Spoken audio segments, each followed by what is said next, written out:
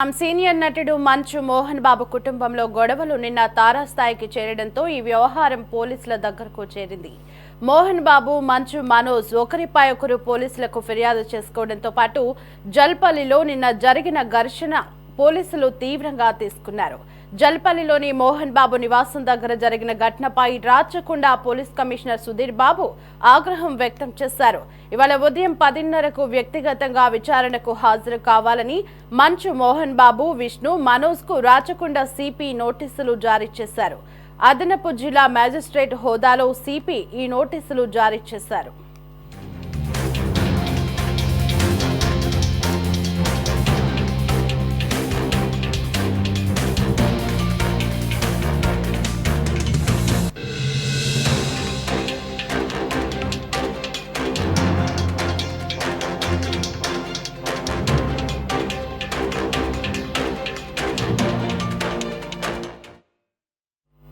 అయితే ఈ విచారణకు మోహన్ బాబు హాజరవుతారా లేదా అనే సస్పెన్స్ నెలకొంది. రాత్రి జరిగిన ఘర్షణలో మోహన్ బాబు తలకు గాయమైందంటూ ఆయనను ఆసుపత్రిలో చేర్చారు. మోహన్ బాబుని మంచు, విష్ణు గచ్చిబౌలిలోని కాంటినెంటల్ హాస్పిటల్లో జాయిన్ చేశారు. ఈ నేపథ్యంలో మోహన్ బాబు విచారణకు హాజరవుతారా లేదా అనే అనుమానం నెలకొంది.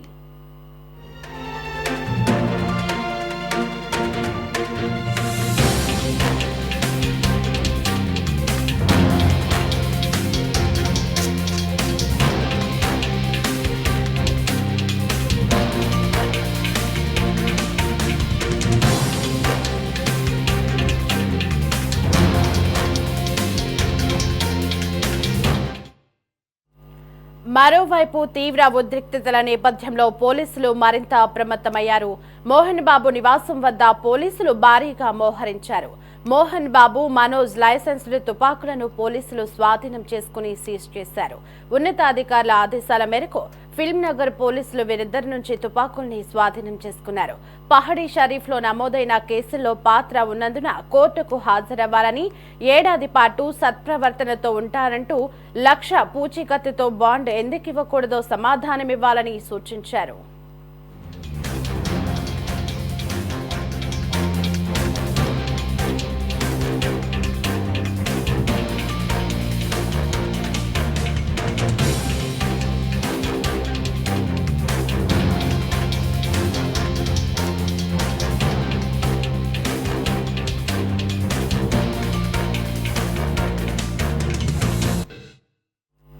ఇక మంచు మనోజ్ ఆయన భార్య మౌనిక నుంచి ప్రాణహాని ఉందంటూ మోహన్ బాబు సోమవారం ఇచ్చిన ఫిర్యాదుపై పహడీ షరీఫ్ పోలీస్ స్టేషన్లో కేసు నమోదైంది.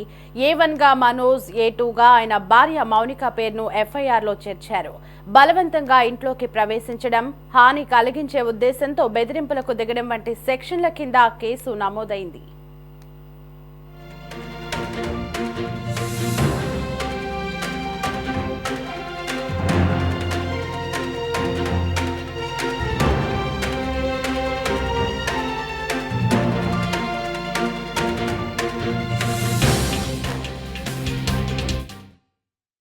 ఇంకోవైపు సినీ నటుడు మోహన్ బాబుపై కేసు నమోదైంది.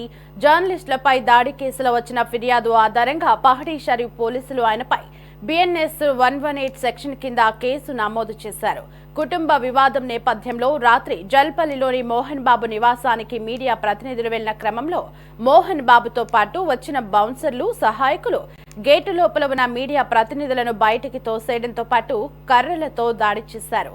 ఇంట్లో నుంచి బయటికి వచ్చిన మోహన్ బాబు మీడియా ప్రతినిధులపై దాడి చేశారు. ఓ ఛానల్ ప్రతినిధి చేతిలో నుంచి మోహన్ బాబు మైకి లాక్కుని ముఖంపై కొట్టారు. ఈ దాడిలో ఓ ఛానల్ ప్రతినిధికి ఫ్రాక్చర్ కాగా పలువురికి గాయాలయ్యాయి. ఈ వ్యవహారంపైనే మోహన్ బాబుపై కేసు నమోదైంది.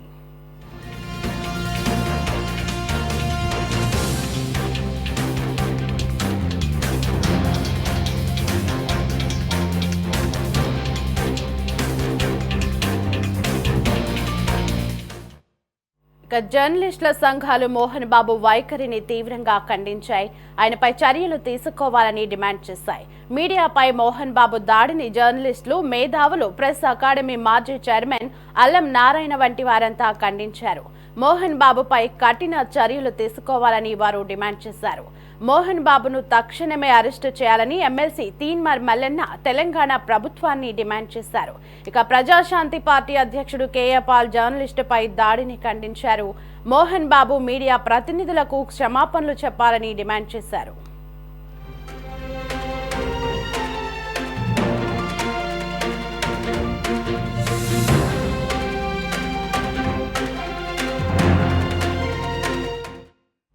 ఇక మరోవైపు జల్పల్లి ఘటనపై తెలంగాణ ప్రభుత్వం స్పందించింది.